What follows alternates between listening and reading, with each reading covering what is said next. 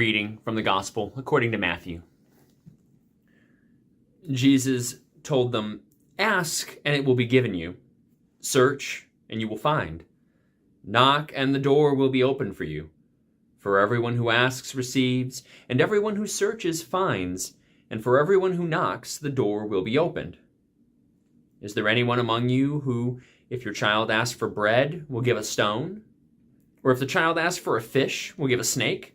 If you then, who are evil, know how to give good gifts to your children, how much more will your Father in heaven give good things to those who ask of him?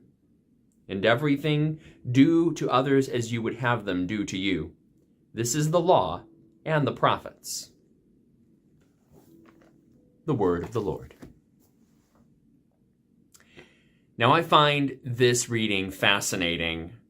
If you remember from Tuesday, we read a prior section in the chapter before from Matthew. We took a little break yesterday and read from Luke, and now we're back to Matthew one chapter later again. And on Tuesday, when I was doing the daily sermon, we were talking about how Jesus teaches his disciples to pray. He teaches them the Lord's Prayer, and we talked about how prayer is really not so much about you informing God what you need. It's really more about, because God already knows what you need, right? Prayer is actually about you becoming aware of what you need and how you let God into your life. It's a mindfulness practice.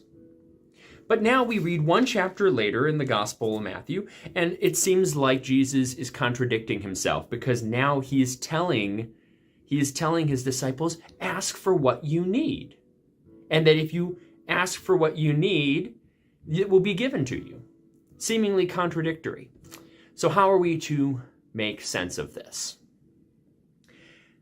I don't think it's an accident that when Jesus was talking to those gathered around him and learning from them, that he at first moved them away from the idea of praying to God as being kind of like a bringing your wish list to God and then expecting God to grant your wishes like a genie.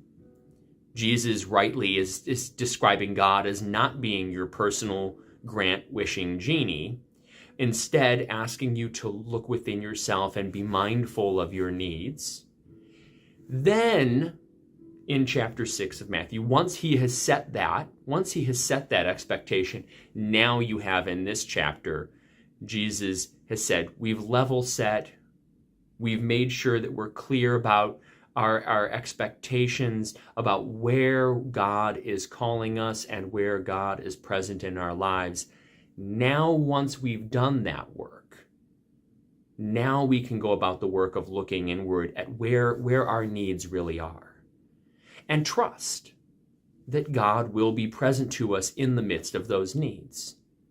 Not in a kind of a wish-granting capacity, but really in a compassionate God who would never leave you alone.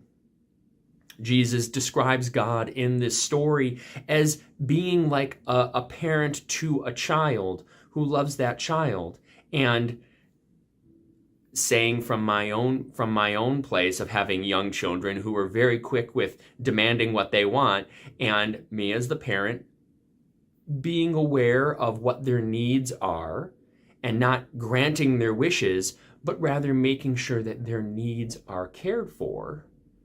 God likewise, Jesus is describing God likewise to have that similar capacity of saying, you be mindful of where your needs are. Be aligned with where God is moving you in your life. And God is present to you in the midst of where your needs are. You can trust in God. Again, not to be a wish granter, but to be present to you in the midst of your needs. Maybe sometimes how God is present to you in the midst of your needs is in the love and compassion and support you find in the people around you.